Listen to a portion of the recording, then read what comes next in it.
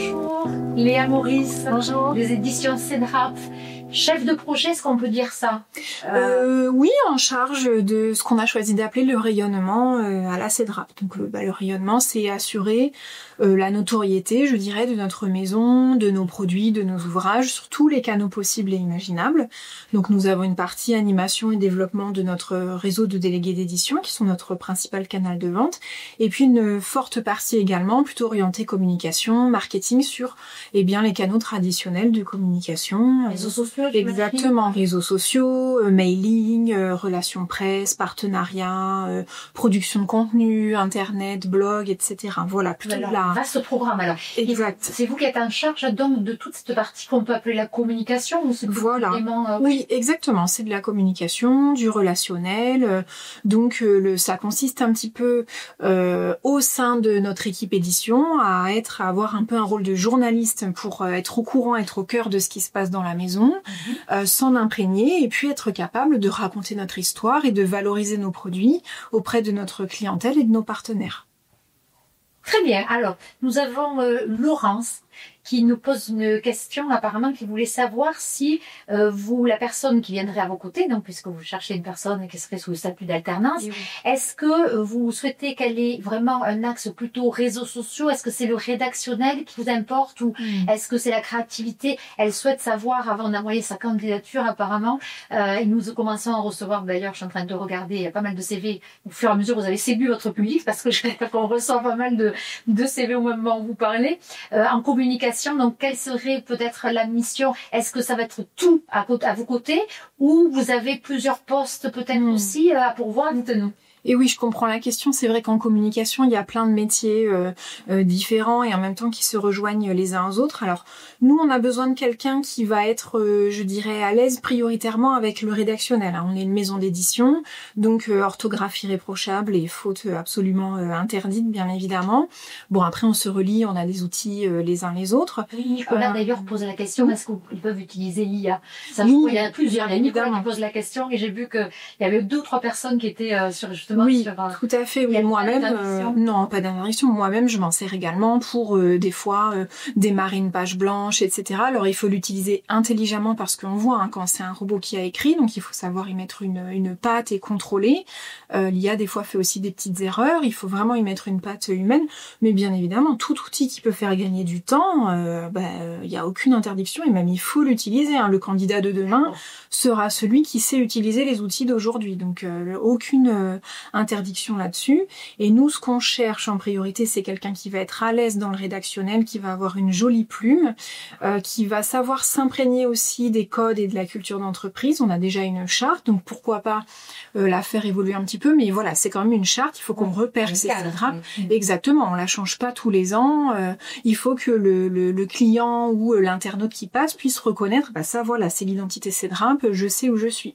Donc voilà, il faut l'entretenir, mais c'est pas forcément sur de la création. Là, c'est encore un autre métier. C'est au sein de notre équipe édition qu'on a vraiment de la créa. Là, c'est plutôt le travail de rédactionnel, de journaliste, de quelqu'un qui va savoir cueillir l'info et la ressortir et la vulgariser pour la rendre... j'aime bien le mot un peu sexy pour quelqu'un, mais bien sûr quelqu'un de l'extérieur, de la rendre séduisante, et s'adapter aux canaux parce que c'est vrai que le format n'est pas le même chez TikTok par exemple que sur Insta ou Facebook, et voilà, etc. Nous on va avoir principalement du rédactionnel avec du mailing, des blogs, des articles, etc. Un petit peu de réseaux sociaux.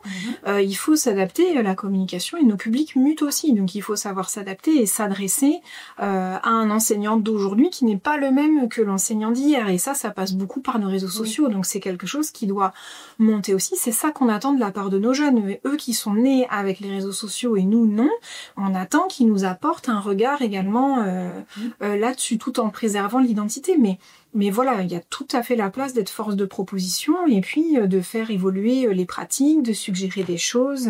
Tant que le socle est là, c'est ok. Alors, il y a une certaine Léa, donc voilà, qui demandait également si à l'extérieur, est-ce qu'il y avait de l'événementiel ou des choses, des salons, peut-être des dans la partie communication face à face. C'est assez rare parce que ça c'est une partie, on a des délégués répartis sur tous les départements de France. Donc quand il y a un salon, eux, ils y vont. Si ponctuellement on a un salon à Toulouse, c'est très intéressant d'y aller pour voir un petit peu et continuer de s'imprégner. On a un congrès annuel par contre qui est très important, c'est le congrès de l'Association nationale des conseillers pédagogiques, où là, alors c'est la partie édition et vraiment relations extérieures qui y va, plutôt une partie de la direction. En revanche, il faut fort intervenir en support pour que le matériel soit là, que la présentation soit jolie. Exactement, voilà, c'est un petit peu notre événement annuel. Un événement. Voilà, tout à fait. Tout à l'heure, quand on a préparé la visio avec l'ensemble des employeurs, vous m'avez dit aussi que c'était un peu atypique parce que vous aviez 80% de votre activité qui tourne autour du marketing, de la communication, mais que vous aviez aussi en charge du service RH sourcing. Oui. Est-ce que vous pouvez, parce que vous recrutez également une personne qui serait à vos côtés. Oui. En tout cas, oui, sur cette partie de service, vous pouvez nous en dire davantage? Oui, tout à fait. En fait, on a considéré que le rayonnement, donc la notoriété de notre maison, passait aussi par le recrutement. Les salariés sont les premiers ambassadeurs d'une société.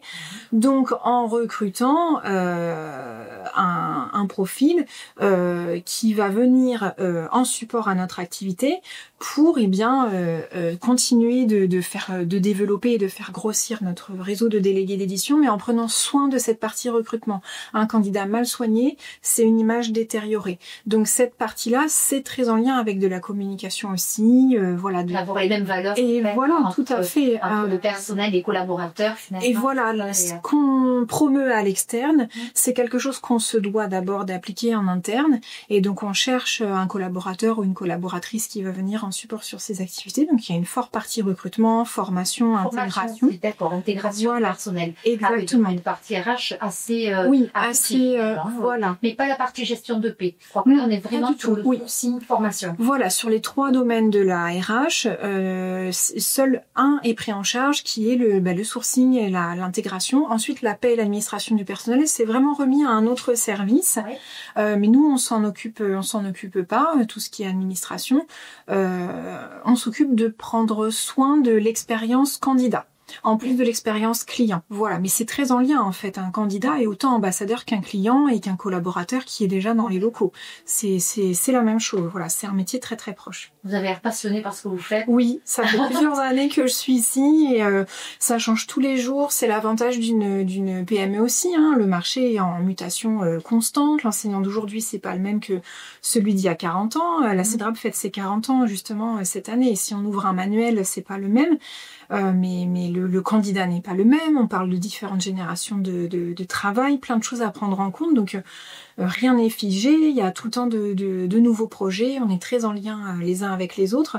Et c'est important de maintenir une cohérence et de s'assurer en permanence que voilà l'image que l'on véhicule à l'extérieur reflète vraiment notre manière d'être. C'est très important.